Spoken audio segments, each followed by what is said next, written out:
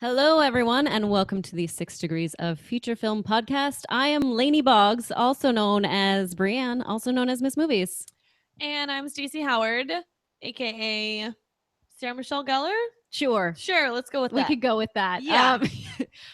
We're not doing She's All That today, but No? I decided Lainey Boggs because I have this glasses thing going on. So, I'm into it. I'm very turned on right now. Oh, by you. thanks. Mhm. Thanks. Mhm. But anyways, today on the show, we have a special guest, and that is Roxy Striar.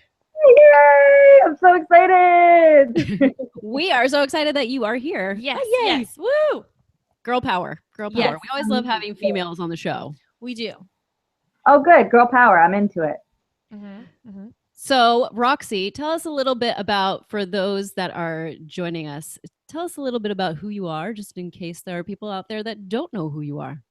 Okay. When I was 3 years old, Yes, good.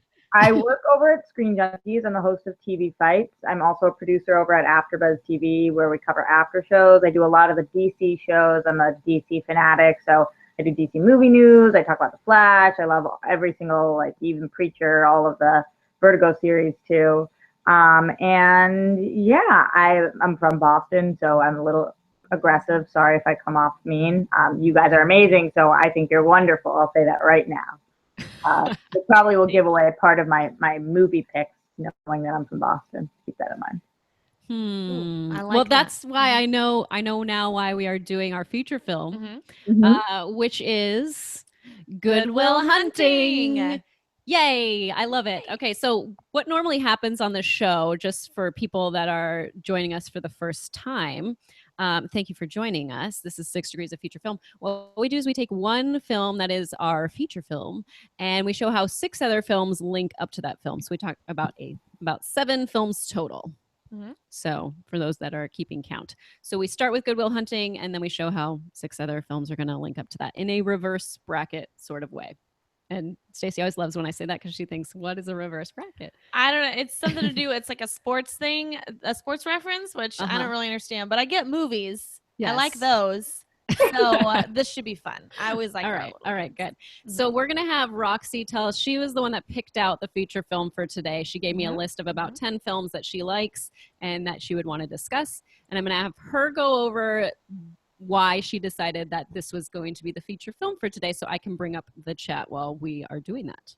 Okay, so when you asked me what my 10 favorite movies were, I separated this one in a category of its own because it is by far and away my favorite movie of all time. Nothing comes close to it. There isn't like a second, third place. There's like this is my first movie, and the rest of them, even though I love them, are trailing light years behind. My favorite movie ever is Good Will Hunting, and you guys were so kind to let that be the feature film this week. I've probably seen Good Will Hunting 5,000 times. It's one of maybe 3 movies that I own on my computer. I love every bit of this movie. I love the characters. I love the story. I love Minnie Driver. I love just everything about it, the Boston feel, but it not being like too Boston-y, because sometimes when we get into that Harvard kind of douche guy, we get really intense, or like that Southie thing. I just think it's a really great representation. And every time I watch it, I find something different. I love this movie.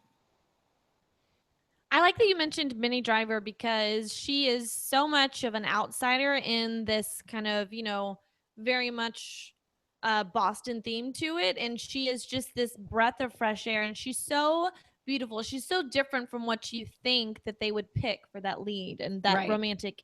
Well, they didn't want her, or at least Harvey Weinstein didn't want her. Yeah, he wasn't because into it. He didn't think she was beautiful enough or cute Which enough or whatever. Crazy. And I'm like, right, this is Hollywood. This is our life. This is what we face every day, you guys. Yeah, do this. You're not enough this. But it's totally the point of her character is that she is beautiful, but in an unconventional way, where she's quirky and she's weird and she like tells jokes that don't land necessarily, and she's willing to put herself on a limb, and she's got this amazing accent and all of these things. But it's so crazy to me that somebody could watch that and not see like this girl is endearing and people are going to fall in love with her. And not only that, they couldn't watch it beforehand and think that, but afterwards, I thought that this girl's career was gonna blow up. Like this was gonna be the start of so many major films like Good Will Hunting, and it kind of wasn't.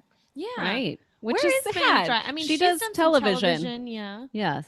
And I just remember that movie where she played a beauty queen, and it's with the little girl from the Pepsi commercials. You guys seen that one? Wait, I know what you're talking about, but I don't know what it's called. I also remember her in Return to Me, which we talked about with Ken Knapsack, who is one of Roxy's people on TV sides. We love Ken. Yeah, so he's the best. Yeah, but it is weird. Like she has been in some things, and she's definitely a working actress. And you're right, she's on television, and it's not like her face has completely gone away. But I thought she was gonna be big, like Charlize Theron big. I thought she was gonna be big, like these big A-list hitters. And I think if you pulled 10 people on the street, maybe some of them would know who Minnie Driver was. Maybe. Yeah. You know, it's not like a dead giveaway. Like, oh yeah, of course, she's one of the biggest stars of all time. But I think she has the talent and the charisma for it. Absolutely. She does. Yeah, totally. This is my favorite Matt Damon movie. This is his favorite movie of his own too. Is it? Yeah. I wouldn't be surprised. He's got a good library of films of which he has been starring in, but this is definitely the favorite. Well, of course, this is his favorite because he won an Oscar for it. That's true. Yeah, I still like watching his baby. Yeah, I still like watching him and Ben's speech when they accept the award and get so excited. And they're so cute, and they just start naming everyone in Boston and all their friends and back home. I think that's great, and it just makes me like they're just two kids from Southeast, you know, or two kids from Boston just trying to make it and trying to tell their story, and they did, and it's great, and it's a fantastic movie, and I'm like, it just makes me proud to be like to see like young, hungry people succeeding and doing, you know, like getting that accomplishment that they really want. So it's so wild to watch how they've really stuck together. Like even if you check out Project Greenlight, did you guys watch Project Greenlight at all? I didn't watch it. I saw one season of Project Greenlight. It was the season where the guy Gulager, who did Feast, was his movie that he made, and then he went on to do like Piranha 3 Double D.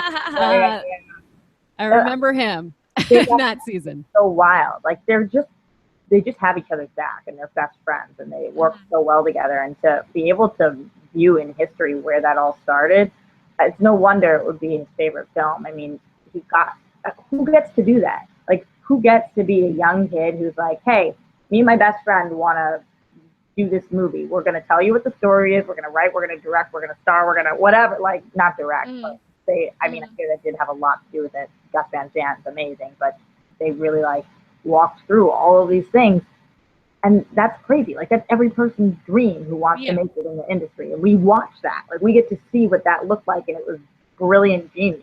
It's just crazy.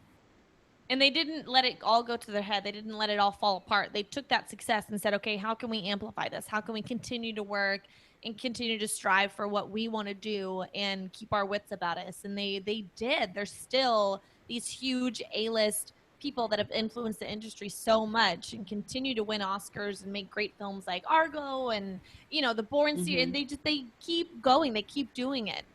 They're so talented. I love it. I want to be talented like that. I also love the smaller characters in the movie too. Like I love Casey Affleck and Cole Hauser. Yeah. Like everyone was so well cast in this. I just feel like it couldn't get better than that. And I know that they worked with Cole Hauser on School Ties. That's where they all met. I mean, Matt Damon and Ben Affleck may have known each other before then. But yeah, I love School Ties. That's another one that I want to. Really? I want us to do. I haven't heard anybody mention School Ties in quite a little bit. Yeah, it's not in the common movie lexicon. Casey Affleck actually ad-libbed a lot of his own dialogue, which they hated at first, but then they realized that it was funnier than what they were coming up with. So, because he was just so ridiculous, and it was so typical of what he would actually say, because he was ad-libbing it. So, I like that. It's a good little. Probably he's sitting there, Ben, probably sitting there thinking like, oh God, I don't want to use what my family is doing. I'm not going to use whatever he says. And then when he says it's actually really funny and smart, and it's like, crap. I guess I'll make that work. The whole scene where I guess he was like masturbating upstairs in his mom's room or whatever and using the that was so like you can tell was a conversation they've probably had in real life. Like don't jerk off in mom's room. Like, you know that's. But you have to do it in a Boston accent. Don't jerk off in mom's room. I can't do I a don't know. Boston Roxy, accent. can you do No, it? I'm terrible. I'm sorry. See, you got like a little New Yorker there. It's not mom. It's mom. Mom. Jerk off in Mom. the room. Okay. Yeah. I'm gonna work on it. I'll work on that. I like for you. it. I believe in you. You've got the Boston in you. Thank you. Everyone has a little Boston in them, I like to feel. I totally, in my head, just broke into song like, you've got the Boston in you. You've got the Boston in you. All right, anyways. We sing way too much on Yeah, this is a musical show. We enjoy music. This was nominated for quite a few Oscars and only lost Best Picture to Titanic. So I was like, oh yeah, it makes sense why it didn't like do like a sweep of Oscars. Yeah. Imagine though being this little movie that could, and then you're up against Titanic, the biggest movie of all time at that point. That was in theaters for literally 8 months. It just wouldn't go away, and you're like, maybe we could win Best Picture, but no. It's gonna be Titanic. Nothing pisses me off more than when there are years that are stacked with movies where it's like every movie should win. Like I never can sit here and tell you guys Titanic shouldn't have won an Oscar. Like I just can't argue that. Even though I love the movie, I don't love it even close to as much as I love Good Will Hunting. But that movie is Oscar worthy, definitely. Yeah. But so is Good Will Hunting. This is true. There are years where you're like, really? That's what won the Oscar? Really? Like, all right. We should just plan our lives out better so that those are different years with different movies that should both win instead of years where you should have no winner. That's true. That's very true. Yeah. I'll talk to the Academy about it. I'll see what they say, you know. Okay, good. Thank you. Send us a memo afterwards. Well, we're going to go ahead and if anyone has any last thoughts about Good Will Hunting that they'd like to share, we can do those and then we're going to move it on to our first link. Anyone? I don't have any last thoughts. I just remember, rewatching it and, rip Robin Williams. Yes. That's all you think. I know. They're going to commemorate his bench, I think, or the bench that they had that conversation on. I think they're going to make a little statue for him or that's cool. Something like that. Have a plaque on there. I love that monologue about the painting in his office and everything he does there. And I love what he does at the park bench. He's brilliant. I think he's so brilliant. And as my closing words, I will say, how do you like them apples? Yes, I love it. And I love that that's from like Chinatown. Yeah. So that's pretty awesome. A little throwback to Jack Nicholson, if you will. Nice. So what we're going to do now is we're going to link it to the next two films. We did Good Will Hunting, and now we're going to go to films where a character sees a therapist or a character is in some sort of therapy. So the first film we're going to do with that is Cruel Intentions, which came out March 5th, 1999, my favorite year of film. This is about two vicious step-siblings of an elite Manhattan prep school make a wager to deflower the new headmistress's daughter before the start of the term. I like all the words in that synopsis. Vicious, deflower. Isn't that the best word, deflower? It's so gross and weird. I like it. It sounds very 90s. It does. We're deflowering the headmistress's daughter. All those words are very 90s. I'm so into this. This is starring Sarah Michelle Gellar, Ryan. I always say Philippe. But I say Felipe. Felipe? What do you say, Roxy? It's a tough one.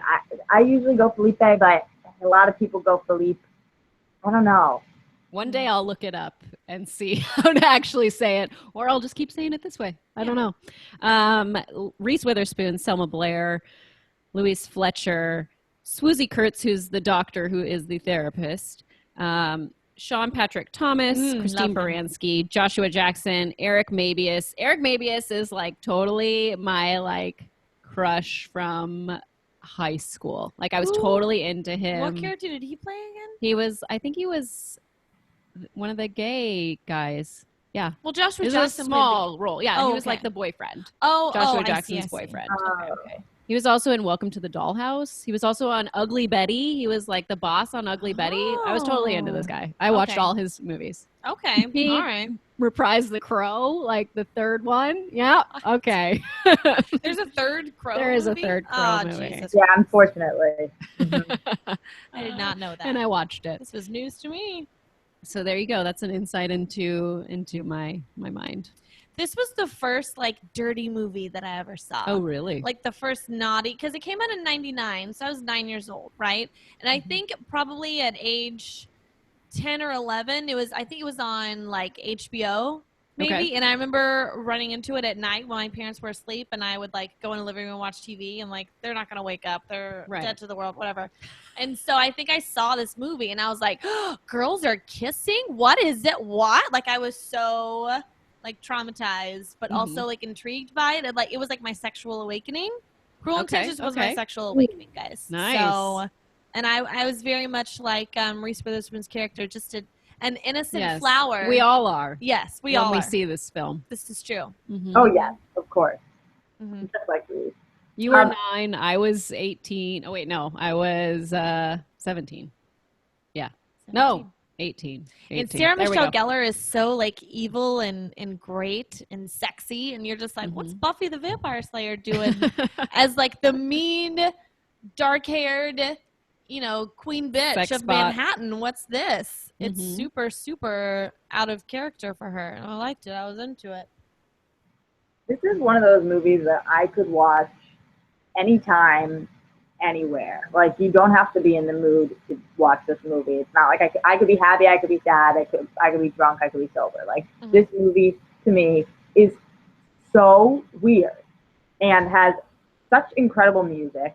And every time I watch it, I get surprised with something. Like, it's hard because you watch that and you're like, wow, Sarah Michelle Gellar is so cool. And then you're like, she is such a loser. Oh my gosh. Like, what are you doing with that necklace? I kind of want one. Wait, why did I just say that? What am I thinking? Like, you guys make out. Like, what? Like, it's just a mind fuck every time. Like, I hope I can say that. Oh, like, you can say anything you fucking want on the show. She That's doesn't curse as much as I do, but that was the Boston in you. Being a Southie, I gotta say my fucking piece. Okay, so that was a bad accent too. I'm gonna keep working on it, guys. Every time I watch it, I'm like, oh my gosh, what am I rooting for? And then Reese kind of goes one way, and you're like, do I follow her that way? And then when she's driving away at the end, you're thinking, I don't know. And bittersweet. Oh my gosh. Oh, that's yeah. I love that you mentioned the soundtrack because Colorblind by the Counting Crows is one of my favorite songs, and I did my like senior solo for dance to Colorblind, and I wore like this white and gray outfit. I can't even get into it, but I was rocking it. I was killing it. It was an amazing solo piece, and it's because of the song, because it's so gorgeous. It is a perfect song to like losing your virginity in a film montage song. I liked that. I like that song. That's the one that I think of most when I think of this movie. I can't even think. Oh, wait. There was like what's that DJ's name? Slim. No, I can't. DJ Slim? No. What's his name? Fatboy Slim. Fatboy Slim song is in this. Which song is that? When they're in the car and she's making all the silly faces. Oh, but I can't. I want to praise you like I should. There it is. DJ Slim, good guy.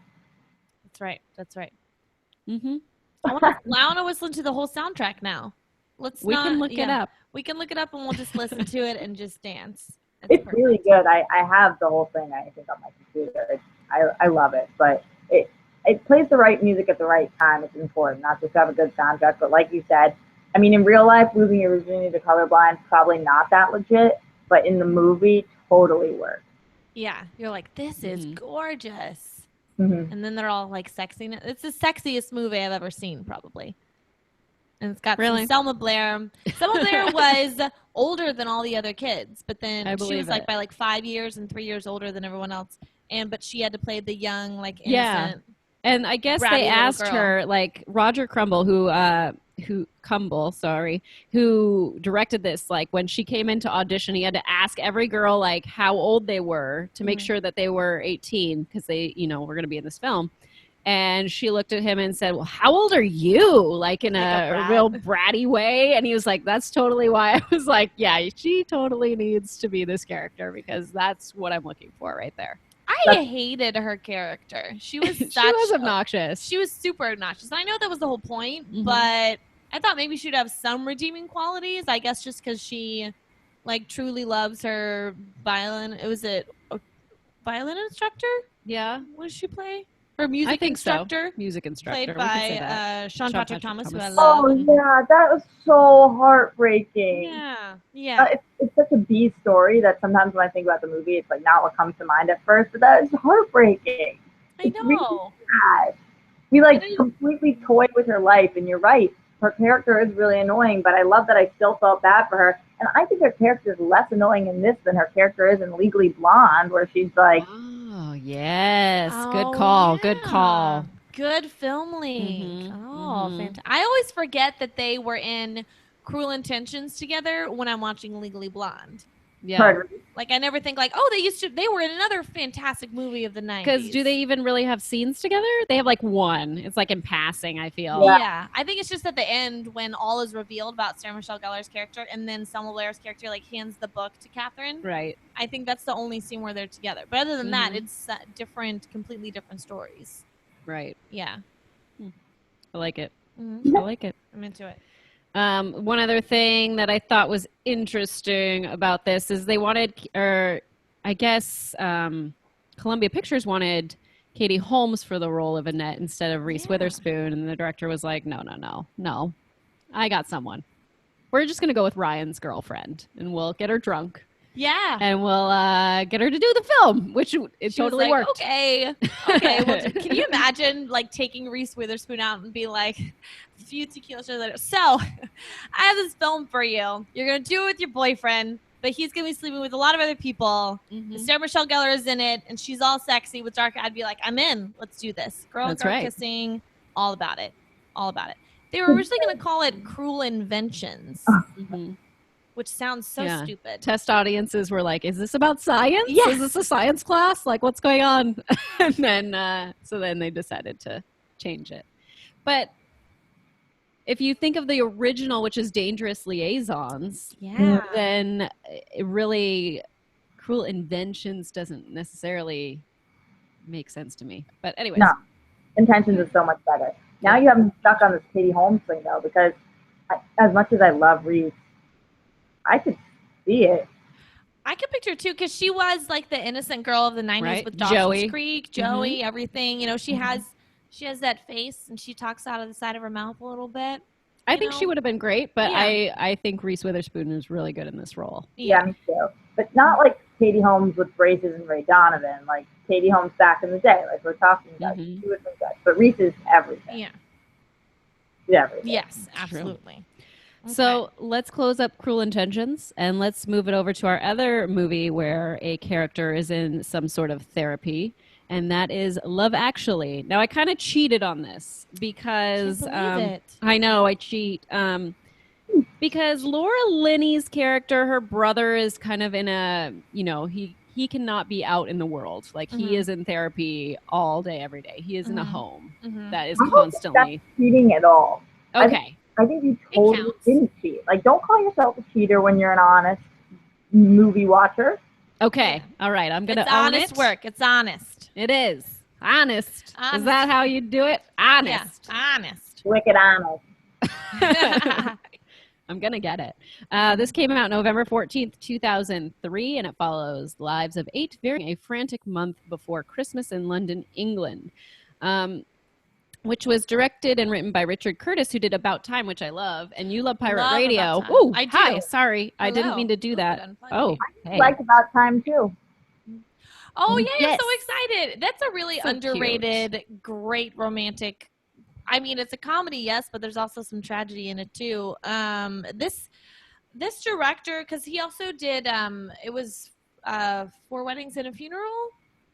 Sure. And I think he did Notting Hill. Like wrote them? Yeah, wrote them, directed them, something like that. I know he's been involved in those movies. This was his directorial debut, so he must have written them or produced them. I think he wrote them, yeah. He wrote Notting Hill and wrote Bridget Jones' Diary and Bean That's what I got for you. That's right. Nice, Okay, thank because he's you. really good friends with Hugh Grant, and so I remember I think they had a scene from Four Weddings and a Funeral had been cut, but then they just used that dialogue for one of the Love Actually scenes where it was the little British guy is talking to the catering waitress. Yes. And so that was it was supposed to be in that movie, and he Four just Weddings and reused it Funeral. in this one. So I did read that. I Mhm. like that. Now, this movie I feel like it's rated R, but I feel like it could be PG-13 or even Very lower easily. if they just cut out, and which they do when they show it on television, if they just cut out the like porn stand-ins. That's all Yeah. you'd have to do. Yeah. Really. But it's such Maybe a some British F thing words. to be like, no, we're gonna have some F words. We're gonna say the C word in there. I want Okay. some butt, some boobies, because they don't really care about that stuff. We're dumb Americans who are such prudes, and we're like, that's rated R. But I'm sure in Great Britain it'd be That's like, true. what are you gonna do? Yeah, but I kind of like that because usually the reason you take those things out is because you cast a wider net, so you'll get more people who come to see it. Love Actually is like, well, we're going to be rated R, so if less of you come to see it, that's okay. Yeah. Like, the movie, enjoy it if you're old enough. Yeah. Yeah, and I did. I saw it in theaters. I enjoyed it. I do like that the beginning when they're in the airport, they like used actual footage. They just went one day and like asked people if they could be in their movie, basically. So they would like witness a moment, film it, and then run up and be like, sign this waiver because we're putting you in a film. Yes. Hey, sign this that. waiver. I'll be in your film. When we were, or they could have just put up signs like they used to do at USC. Roxy probably can confer. They'd put up a sign that's like, if you enter this area, you will be on camera. Yep. And so you're consenting to be on camera. That's nice. So That's a good way of getting around it. Yeah. So I have to pick your guys' brain about something because this is what makes me always feel like, I don't know, I have such mixed emotions about this part of the movie. So you guys know to me, You're Perfect scene. That's like probably the most iconic of the movie. And how do you guys feel about that? Do you like want her to just leave and be with Andrew Lincoln, or do you think that Andrew Lincoln's an ass for what he does, or do you think that that's perfect, or do you think he never should have done that to his best friend? Like, I have so many feelings about that. Here's the thing. I actually think that moment is in the movie is one of the most honest explorations and manifestations of love on screen. Is that here's this guy saying, I love this girl. It's my best friend's girl, but I do love her. And what she does is that she recognizes it and says, she's honored by it. She's flattered by it. She goes up and gives him a kiss, but then she still goes back because she doesn't love him that way. But she doesn't want to be cruel and break his heart and say, you're ridiculous for even doing this. So she thanks him for that flattery and for expressing himself, but then goes back to who she really wants to be because she loves her husband. She married him, and they probably have a great relationship, and she just didn't even know that this guy loved her. So I actually that's one of my favorite moments in the movie is because that happens all the time in real life. You express yourself, you put yourself out there, and maybe the person doesn't reciprocate, and it's not a reflection on you or anything that you did wrong. It's just not how they feel about you. So I think that was one of the most honest things in the movie and honest interpretations of love. See, if I were to take it into real life, I wouldn't want that to happen to me. Like, I would feel awkward and and sad for the other person, and if I felt the way that she did, and then I'd also feel like, do I tell my husband about this? Like, what happens after? So I get your questions. Like, I think that I like how it unfolds in the movie because it's a nice little box and then we don't have to really think about it. But if we really put it into real life, that's not something I would ever want to have happen to me. What do you think, Roxy? It's my favorite. I think it's my favorite part of the movie, at least. And I do love it. And like you said, it's kind of this nice moment where afterwards we don't have to worry about, does Keira Knightley go tell her husband, or what happens, or does she realize she has feelings for him, or what is the case there? And also, even though I love it so much and I think that it was brave and what Andrew Lincoln's character does is great, that's his best friend. Like, how do you live with yourself when you told your best friend's wife that to you she's perfect, and you've been kind of a dick to her this whole time, and you pretended you didn't have any wedding footage and all of this stuff, but then you go and I don't know, I just think it's so hard. in real life, we would never root for him. We'd be like, you're a jerk. But in this, I'm like, wow, what a good guy. That was so romantic. What a nice gesture, you know? Like, real life would be like, okay, stop stalking her. She has a husband, and it's your best friend. Like, don't be a dick. Mm-hmm. Yeah. There's a lot to unpack there. There's a lot to process. There is. That's very true. I like that Laura Linney's character at the wedding is like, do you love him? And she automatically assumes that he's in love with the guy and not the girl. Isn't that Chiwetel Ejiofor? Yeah, Chiwetel Ejiofor. I didn't even like notice that it was him because I had seen this before I knew who he was. Mm-hmm. And so now I'm like, oh, hey. Have you guys what are you doing here? There's a meme of Andrew Lincoln's character and his from Love Actually is like, and I will love you till you look like this. And he's holding up the mummy. And then there's an image from him in The Walking Dead with one of the extras. And she looks just like the mummy. And they're like, it happened. That's amazing. It's one of my favorite things. I love it. It's so great. It's so great. It's crazy what he's done from that to The Walking Dead. Like, talk about it. He can completely transform. That's so insane. And he's all scraggly and like Southern and I like him. Yeah, I like him a lot. He's great. The Brits can do the best Southern accents. Anybody British can do the best Southern accents, I feel like. Even more than, as speaking from someone who is from Texas, who is from the South, it's harder for me to get into a Southern accent than I feel like. I feel like it's less authentic. Is it easier for you to get into a British accent? It is. Sure. Nope, false. I just can't do accents, really. Which of these things was your guys' favorite storyline of all the 8 different things? Colin Firth, and then him with his Portuguese what's the word I'm trying to say? Housekeeper. I love that they were communicating the whole time but didn't speak the same language. Right. Because you don't have to speak the same language. You don't. You speak the language of love. Did you know that Michael Bublé and his wife, did not speak English when they met? She might now. Maybe. Wow, weird fact.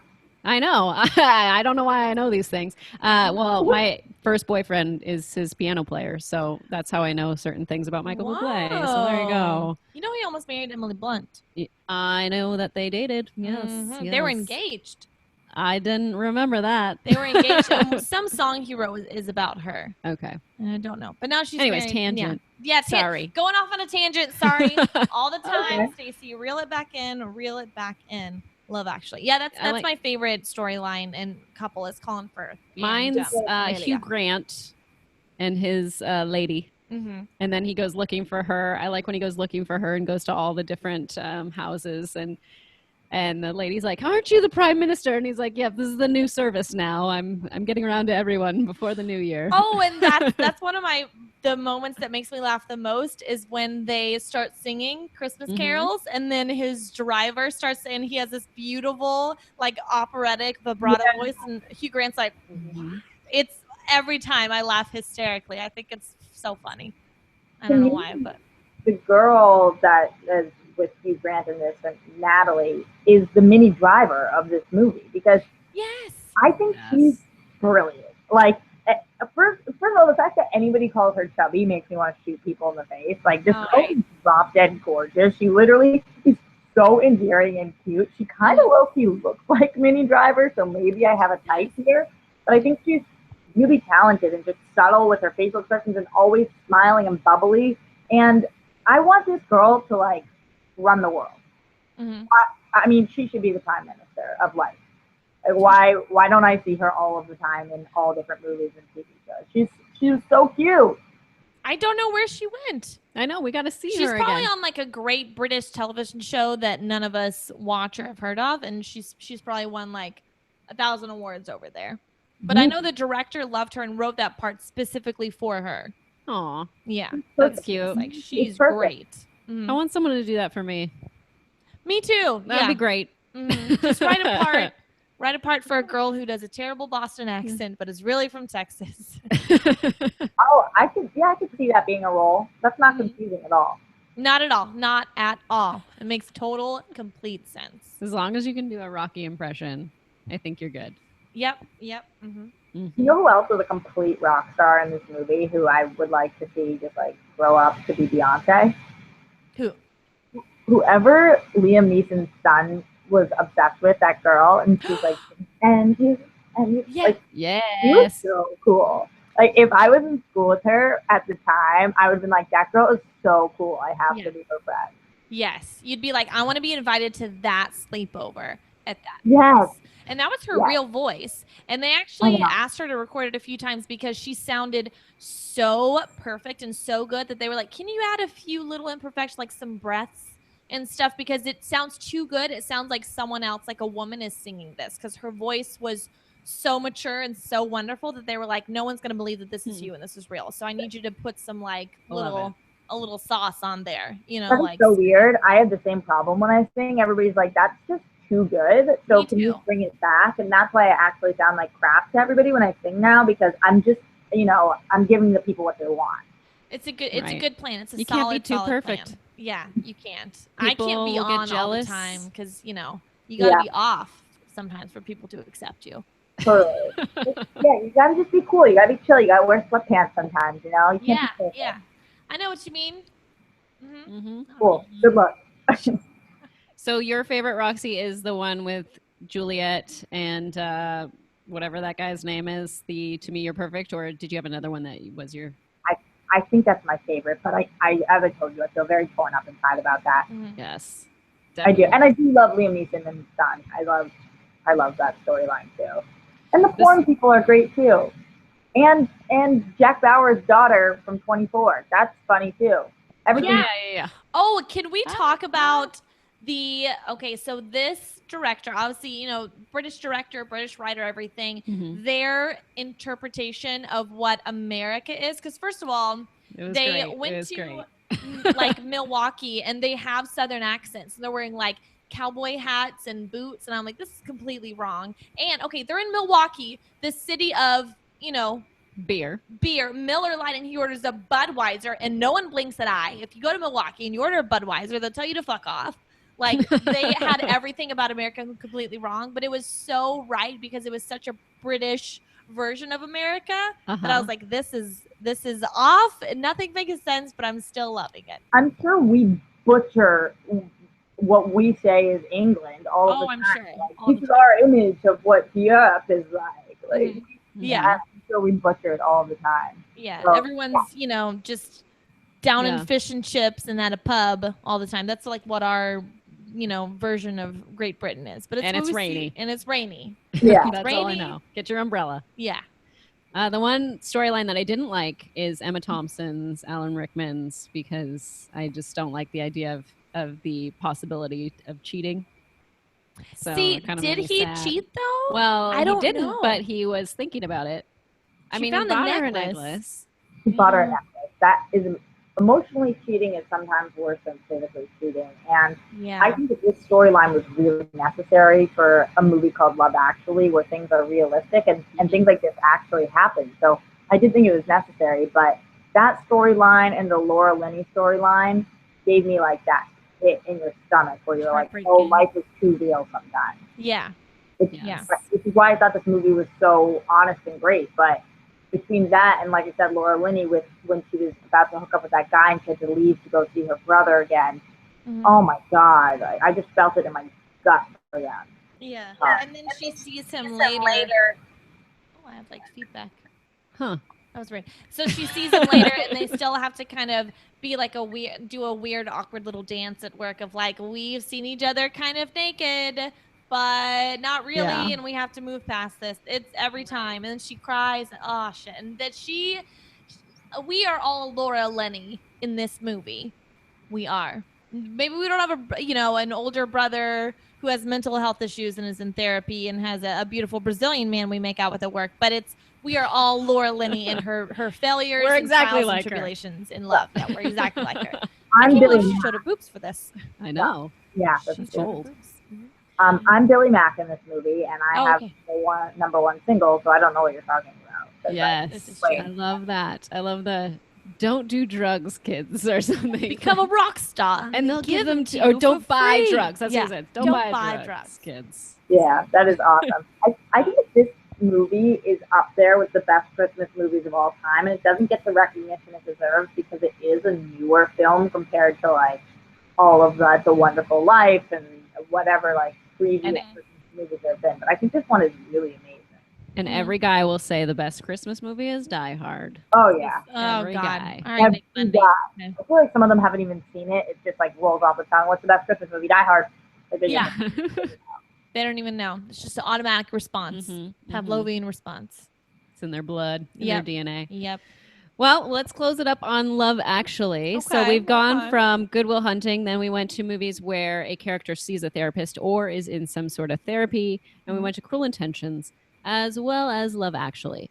Now, off of Love Actually, Stacey and I are going to do our link, and our link is movies where people are running through airports. Yes. So I'm going to go ahead and go first. Okay.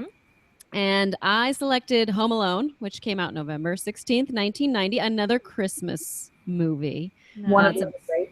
One of the great films. An 8-year-old troublemaker must protect his home from a pair of burglars when he is accidentally left home alone by his family during Christmas vacation.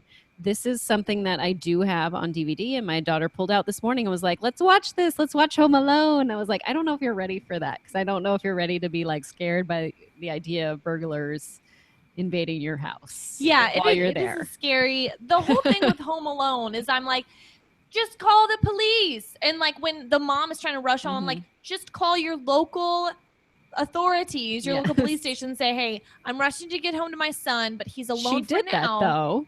I don't think she did. She did. Can you go check on my son? Is what she asked them. Then they went over and they're like, there's nobody home. It looks secure. I don't I'm remember leaving." that. Yeah. I don't know. They would have. I just feel like she would have been like, no. Literally, my son is alone. Well, she You would need have to called go. someone else. She's got to have other friends. Neighbors, friends. I mean, I know the neighbors across the street or whatever were not home. They were somewhere else too. But she's got to have other friends. Yeah. She's got a Someone from crap the PTA. ton of kids. Yeah. Yeah. I just want really- to poke holes in the logic of Home Alone for a second, you guys. It is a great movie though, and it's classic, and it's got moments in there where all of us kids wished our parents weren't home so that we could do those same things. Yes. Eat all that ice cream. Yes. Yes. Watch scary movies, Mm. gangster films. Go through my sister's stuff. What was that, Roxy? Order pizza. Order Mhm. pizza. Play with your tarantula.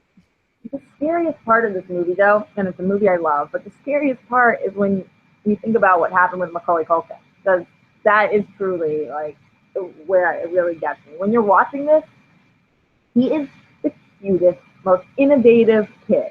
You're like, you go, boy. I don't even want him to call the police at any point. I don't want anybody to call the police because I'm like, I want you to put those ornaments outside. I want you to make those mannequins dance or whatever. Like all these things that he does, I'm like, yes, dude, you've got Slay Queen. Slay Queen Macaulay. It's like, it's just, I don't know. He's got a sad, his story is sad to me, but I can't help watching Home Alone and not think about Macaulay Culkin and like where he is now. You know, he dated Mila Kunis for like 10 years. Yeah, I did know that. They were together for a really long time, and then they broke up, and then she was with Ashton Kutcher. And now they're having a baby. Mila Kunis was really rude to me once. Who? Oh, Who Mila? was? Yeah. Oh, What did she do? unfortunate. Really rude. I have a big problem with her. Oh, okay. We won't get tell. in. Yeah, we won't tell anybody or make you bring up those memories. But you tell us afterwards. I will. We'll gossip about her. Okay. Okay. Good to know. We when I was looking this up, and you didn't, so you don't know this fun trivia. No, I don't. But apparently they wanted the story to be that Uncle Frank was the one that was like kind of the overlord of all this. Like the two guys, the wet bandits, were actually like hired from Uncle Frank to rob the house. Whoa. Yeah. Mind blown. What? Why did they cut that out? I think that I want to say that test audiences didn't like that or something like that. Like they just didn't. They like Uncle Frank sucks. But Yeah, they I didn't would want to. have him. He sucked. He was. What you did, you little jerk. Yeah, everyone was so horrible to Kevin. But then I So also mean. think, like, is this story from Kevin's perspective? Like, are they all really that horrible? Or is this his, where we see the movie through his lens? Yeah, I think that's it. They probably aren't all assholes. I'm sure he has a nice, sweet aunt that makes him sweaters every Christmas. There's got to You be know, someone that Aunt likes him. Mildred. Aunt Mildred loves If him. Mildred made him sweaters, she would be there when he was home alone for Christmas. That's true. That's a good point. That's once again poking holes in the logic of Home Alone. This movie was nominated for 2 Oscars, which I didn't know. One was Best Song, which is somewhere in my memory, which is definitely not in my memory. I have no idea what song that is. And the other is Best Score by John Williams. And I was like, oh, I didn't know that John Williams scored this. Me either. So excited to find that out. No clue. Huh. Have you guys seen the sequels? I haven't seen Home Alone 2. I saw the second one, but I don't remember it at all. Yeah. What about you, Roxy? Same exact thing. I saw the second one. I don't remember it at all, and like literally at all. And thinking about the premise of Home Alone 2, I don't even know how that would happen. Like how? Because now they're in New York. Yeah, I don't remember. Home Alone 2 Lost in New York. Yeah. Trump is in Home Alone 2, right? Isn't he? Yes. Yeah. And then there's like the third one, and then there's like, I don't know, is that when they switch it to another kid? There's like 4 or 5 movies of Home Alone. Yeah, the third one is with it's the same little boy that's in a bunch of other stuff that I forgot. But it's little kid from the 90s. You know what I mean? Yeah. Oh, yes. Of John Hughes' movies, is this one your guys' favorite, or do you guys like Breakfast Club? For written? Yeah. I'd probably go 16 Candles, Breakfast Club, or my top. Those are probably my I always favorite. forget that he wrote this. I know, right? And Chris Columbus directed. We're so used to him doing like high school films and having kind of a dramatic theme to it, but then this is all like little kid fantasy. You know, like what would I do if my parents weren't home?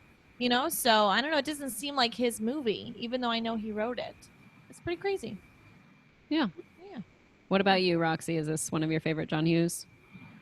I would say it's up there, but I'm with you with your selection. You got it. For sure. Okay, so there you go. That's mine. So that was your link, and my link for people running through airports. I rewatched this movie last night after I watched Good Will Hunting because I needed a nice little pick-me-up, a nice little like solid, ridiculous movie. It's The Wedding Singer. So Adam Sandler's character has to run to the airport at the end. You know, his friend has to buy him a plane ticket for like $1,000-something in order to get on the flight last minute to see Drew Barrymore. So I picked The Wedding Singer. It came out in 1998, the year before the best year in films, which is, of course, 99. Robbie, a wedding singer, and Julia, a waitress, are both engaged, but to the wrong people. Fortune intervenes to help them discover each other.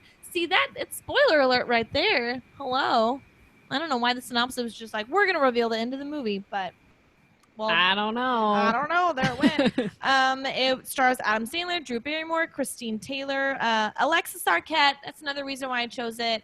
Alexis Arquette, unfortunately, just passed away. She plays the Boy George-esque character in this film. She's awesome. She's awesome. Like, Alexis Arquette singing Do You Really Want to Hurt Me is like my aesthetic. It's my vibe all the time. So I just want her to be dramatically singing as I walk down the street. Like if she'll just walk with me a little bit, you know, and just kind of sing the soundtrack to my life, I think that would be great. It'd be perfect. That would be unbelievable.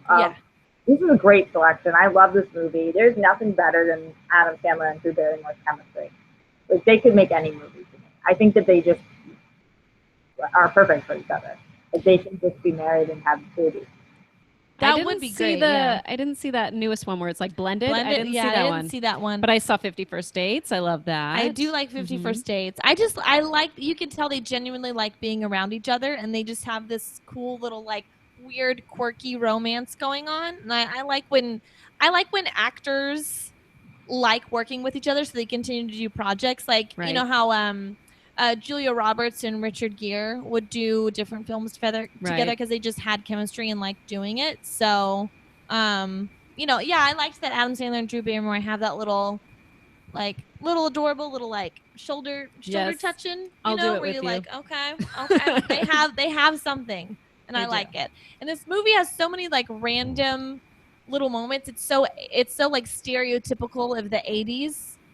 You know, and like whenever Linda's like wearing his Van Halen t-shirt and he's like, you're gonna jinx it and break up the band, and it's set in 85, which is when Van Halen broke up. I love all those little weird moments. And it has the rapping granny in it. The I just love rapper's her. delight. I love her. She pays him meatballs. That made me really crave meatballs with spaghetti last night at 11:30 as I was watching this. I was like, damn, I want a meatball right now. It looks The rapping good. granny is the same one who's the granny who's obnoxious in Wedding Crashers, who's like won't shut up. Yes, a real rug muncher. Yeah, Oh, man. I need this to be my granny.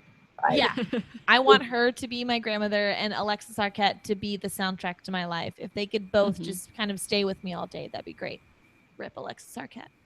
That does And sound Adam good. Sandler and Drew Barrymore to be my parents. Yes. Or best friends. One of Yes. the When I saw this in theaters, which was really interesting, is and this is the first time I noticed that like movie theaters don't do everything the same. I could see the boom mic like in a lot of shots, and I was like, Really? "What is going on? Like with this version? Like where did this come from? Did they not crop it? Like what is going on?" Whoa. That's what I That's will so remember. crazy. It is so weird. Like I've never seen it since, obviously. Maybe they but just like so strange. Never happened to me. extended it too high. Yeah. Or maybe it's just they just kind of shot it really shittily. Maybe they sold them this like crappy version. They're like, Yeah. we'll get the discount version of Wedding Singer at this price to put in our theaters. You Oh know? my God. That's perfect. That's They're perfect. like, There you go. Little do you guys know, everyone's gonna see the boom mics. It made me recognize that weddings in the 80s had to be so much better than weddings nowadays. Because nowadays, it's the poof, all the costumes were amazing, the hair, and all the songs they chose. And you had like a real life singer at a wedding. You know, he was like, I am here to entertain you, versus just a DJ who like plays Right. a playlist on his iPod. You know, like this was like, you need someone who's like, ba-do-bow-bow, and is like, how you doing, ladies? Like, I love that. I miss that cheese, that People 80s still wedding do that. cheese. People still have live bands at their weddings. Yeah, it's not the same though. It's not the same. I want someone to You want sing production. Culture Club to me and I have a will. sparkly. Okay, I'll do that for you. Thank you. Thank you, Awesome. Roxy. Thank Yeah, you. your ears Every will day. bleed, but it will be totally fine. Okay. But don't do it too good, because then people won't believe that it's you. That's right. They You won't. need to add a little spice to it, add a little imperfections. And Oh, they'll I be got like, okay, it's Roxy. Okay, good. Don't disappoint me. Okay. Never. Perfect. So there you go. Yeah, there Wedding you go. Singer. The Wedding Singer. Love it. So off of Love Actually, we did movies where people run through airports because the little boy runs through the airport in Love Actually to see the girl off. And I did Home Alone, and Stacy did The Wedding Singer. I did. Now we're going to have Roxy go off of Cruel Intentions and give us some sort of link and 2 movies off of that link. Okay, so both of these movies are movies that were in my top 10 also, so you can tell I just wanted to talk about them. But my link is non-horse movies with horses in them. Okay. Okay. Got it. Like not Seabiscuit, because Yeah. that's a horse movie. Not about horses. Not a horse movie, but you randomly like have a horse in your movie. Okay. As Cruel Love that link. does.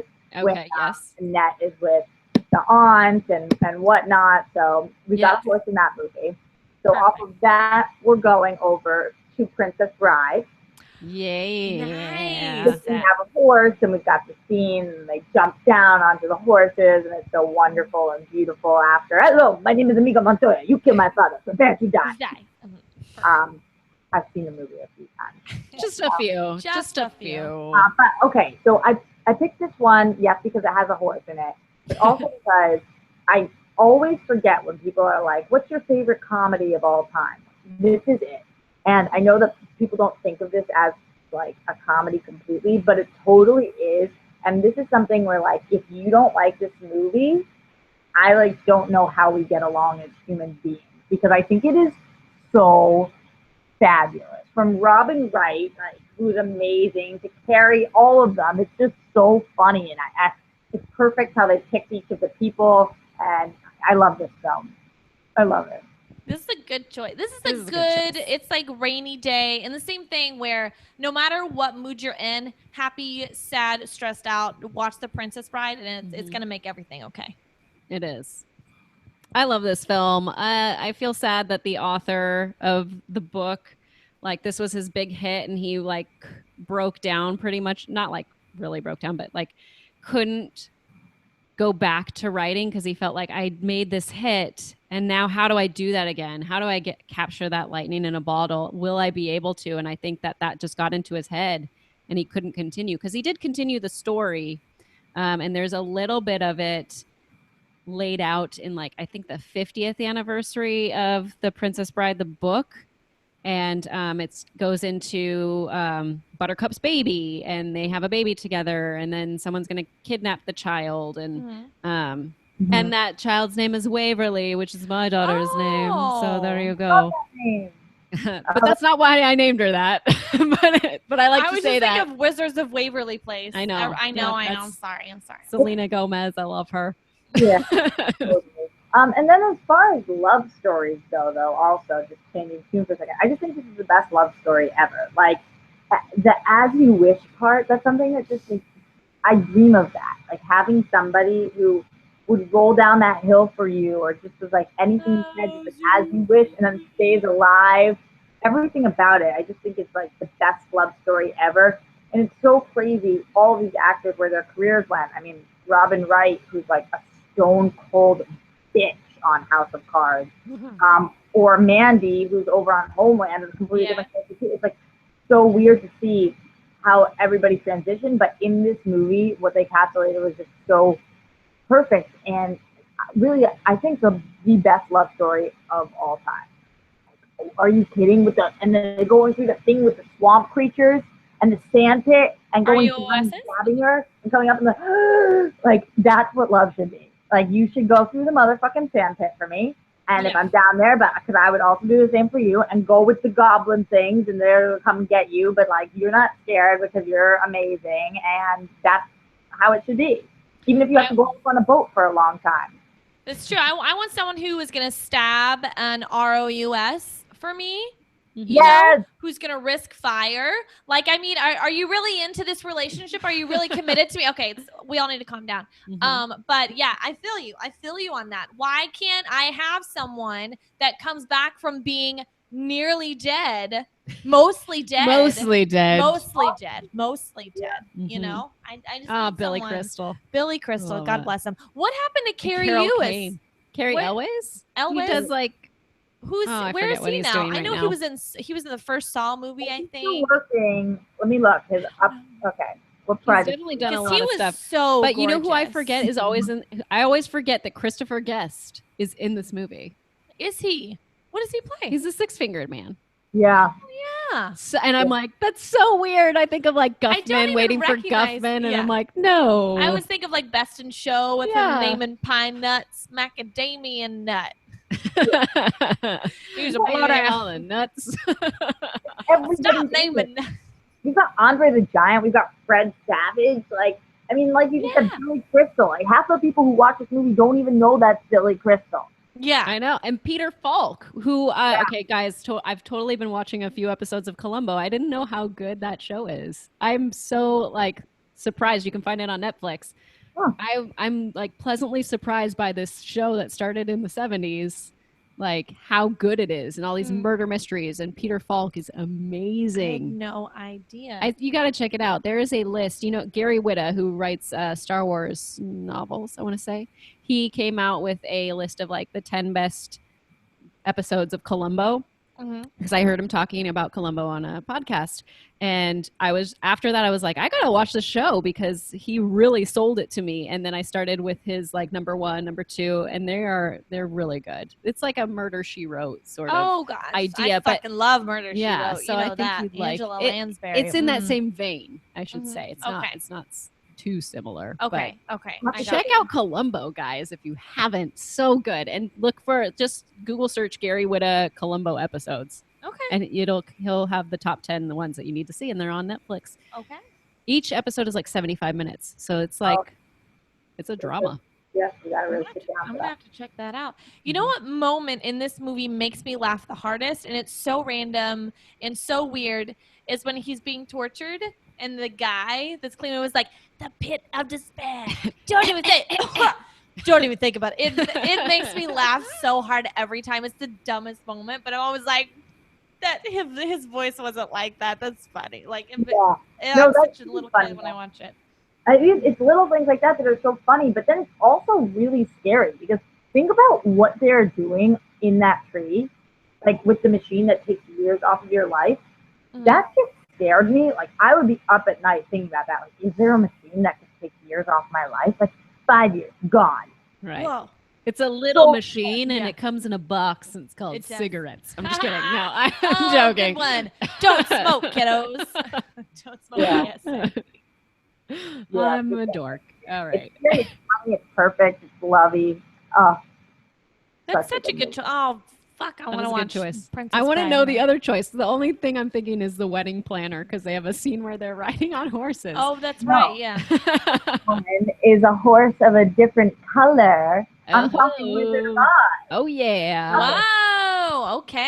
There it is. This is different than the rest of my list as it's decades and decades before any of the movies that I had selected. But this is a movie that I watch once a year.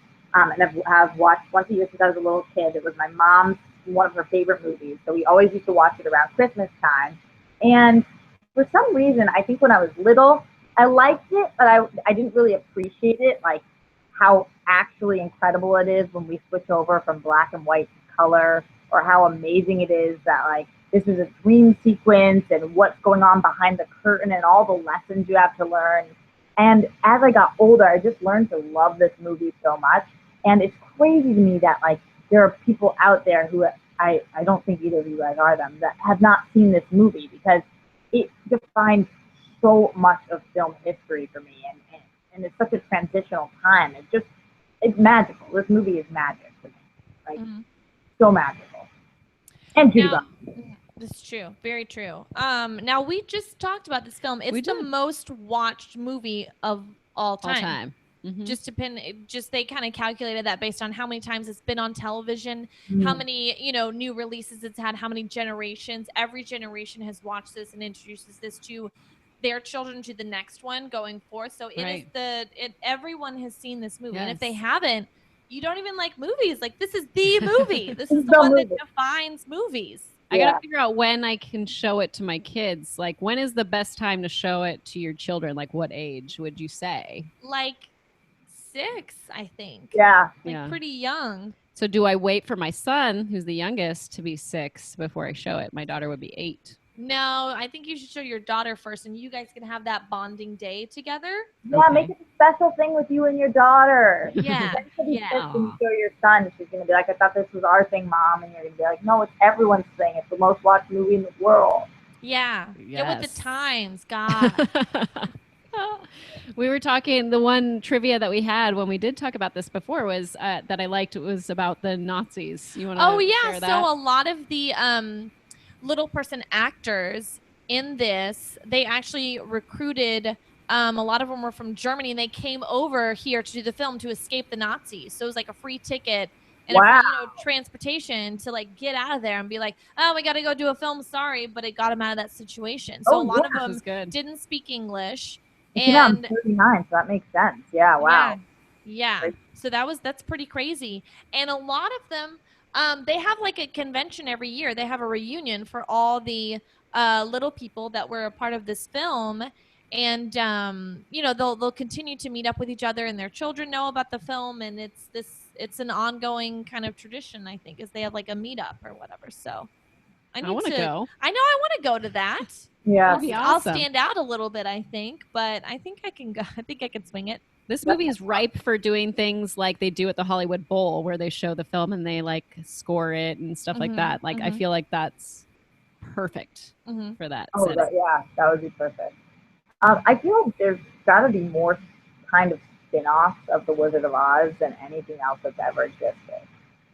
Like, I feel like anytime you think of a magical land like Oz, people are like, okay, let's do a spin-off, or not even a spin-off, but like related to it, or The Wiz, or then whatever the one with Alphaba and Wicked. Like, everybody's always trying to replicate or use whatever The Wizard of Oz has because it is so incredible. And with Judy Garland's voice, which I think is probably the best that's ever been. Now, you know, they almost cut out that song because they thought that it was boring and the kids would think it was too slow and get distracted. And they were like, I don't know if we should include Somewhere Over the Rainbow. It makes the scene Why too does long. that happen with the best songs? That happened with Part of Your World. They were going to cut that. Yeah. Like, so why does that happen? They don't trust their audience a lot of the times. Like, even though they can acknowledge something is really good, they'll be like, well, most of people out there won't like this because they won't get it. You know, like, we get it, but the people, they don't understand things. It's like, bitch, I get it. Like, I like this song. I'm a smart person. I get it. I'm an honest worker. I'm honest. Yeah. Always the excuse is like, we don't know if Middle America will understand. It's like, what? Fuck Middle America. They don't even like movies that much. They'll go see Die Hard 5 and be like, I like the explosions. No, we're the real people on the streets of LA and Texas, you know. Yeah. With British accents and Southern accents. Yeah. It's so bad every time. I get it wrong every time, but I'm going to keep trying. I'm going to keep trying, you guys. Sorry to make you guys tell me stories that you've talked about on this show before, but I love it. No, we love it. Yeah, we are all into it. And I loved all the trivia I looked up on that. So I'm always fascinated to like tell people that. And I always forget that there's a horse in the movie. Yes. It's a horse of a different color.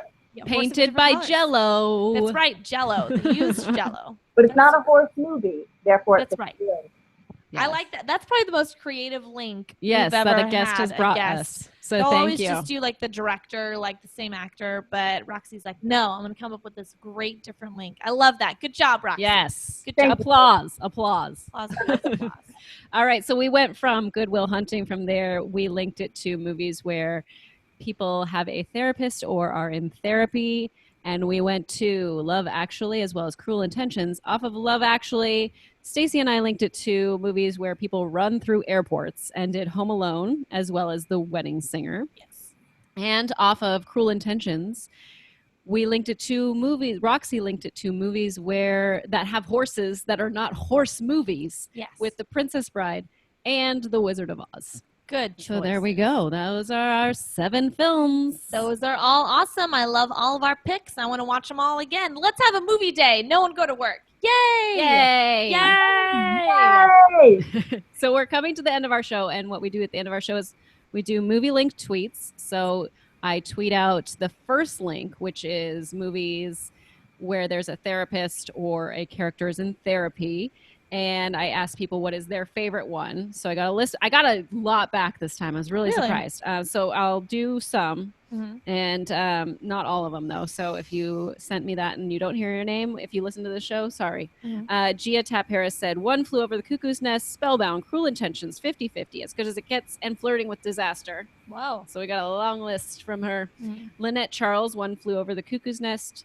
John O'Petch says, I love near the start of There's Something About Mary when Ben Stiller's talking and the therapist sneaks back into the room, which I love. Matthew Johnston says, The Thomas Crown Affair. Oh, good. Nikki Powell, Girl Interrupted. Joseph Kramer, Analyze Good This. choice. And What About Bob? Ben Bellevue says 50-50. Matt Brown, Ordinary People and Grosse Point Blank. Yosef Magwid says The Departed. The Departed. Joe Davis, Office Space. Brian Hurst, The Dog Therapist Scene from Best in Show. Mike J says Good Will Hunting. Travis of Marble says Will Ferrell and Step Brothers and Charlie Bartlett. And Travis Board says Prince of Tides. I like all those there choices. You go. There's a ton of choices there. So now we're going to link it back to Kevin Bacon because 6 Degrees and all that. Kevin Bacon was in Sleepers with Minnie Driver, who was in Good Will Hunting. What's Sleepers? I never heard of that.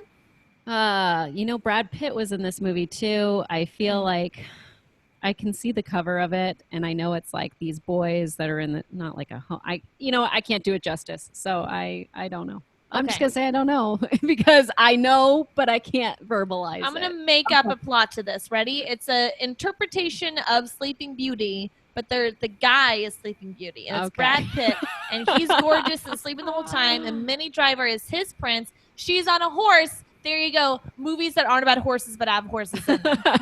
Perfect. Brilliant. Perfect. Yes. I love it. I love it. Bringing it back. Okay. And now we are going to do what's called, Roxy, Better with Rocky. Okay. We should call it Better with Roxy, but We Better should. with Rocky. This is would Sylvester Stallone as Rocky be As better Chucky. as Chucky, who is Ben Affleck's character? Yes. Would he be better as Chucky in Good Will Hunting? And Stacey is going to do her best Sylvester Stallone as Rocky impression Yes. of Charlie, Which from is a Good Will Hunting. Philly accent. So we're going to do a Philly accent, which I feel like is going to be very similar to my Boston accent, but with a little more sly slowness to it, if that's a word. Okay, here we go. Well, why don't you give me your fucking 16 cents you got on, and we'll put your sandwich on layaway. There you go. Keep it right here for you. We'll put you on a program. Every day you bring 6 cents, and at the end of the week, you'll get your sandwich. So bad every time. That was really good. I'm It gets better. It gets better. I'm a master of the Rocky impression, and each time it develops a little more. It's really the jaw work, so. How do you practice that, the jaw work? You just like kind of sit there, move around? I do in the mirror a little bit. I'll kind of loosen it up. I have A-E-I-O-U. A-E-I-O. I'll put an egg in my mouth and try and have like a lot of space in there. So yeah, there you go. For the folks at home, here is what Sleepers is about. After a prank goes disastrously wrong, a group of boys are sent to a detention center where they are brutalized. Over 10 years later, they get their chance at revenge. And Robert De Niro's in that, Kevin Bacon, obviously, Brad Pitt, Jason Patrick, Billy Crudup, Minnie Driver, as we said, Dustin Hoffman. It's I like stacked. my plot. It's stacked. I like my plot better. Yeah, because you had the horse link and they didn't. So yeah, they just didn't know what they were doing. We don't know. Maybe there is a horse in that movie. I don't know. If I'm gonna watch Sleepers tonight, and if I see a horse, I'm gonna call you. I don't care if it's 2 a.m. I'll be like, "There's a horse in Sleepers." It'll be great. Perfection. Oh my gosh. Thank you, Roxy. Roxy, thanks. We're so thankful that you could come on the show. Tell us and the audience where we can find you. You guys can find me everywhere at Roxy Striar or over on Screen Junkies, 4 p.m. on Tuesday, doing TV fights. I know we talked about movies today, but I'm more knowledgeable in the TV area. So I'm a big TV girl. Yeah, that's it. Love it. Stacey? So fantastic. You can find me on Twitter at SOHoward2012. Just doing my thing. Live tweeting movies all the time. Where can we find you? You can find me probably at some GameStop Expo today, which I don't know why I'm going to that. Someone talked me into it. We're in a video game dress. We're in a video game dress. And on Twitter at Miss Movies. So there you go. Perfection. Hooray. Hooray. Thank you all for joining us. We will see you next time. Okay. Bye-bye. Bye-bye. Bye. Bye. Bye. Bye. Bye. Bye.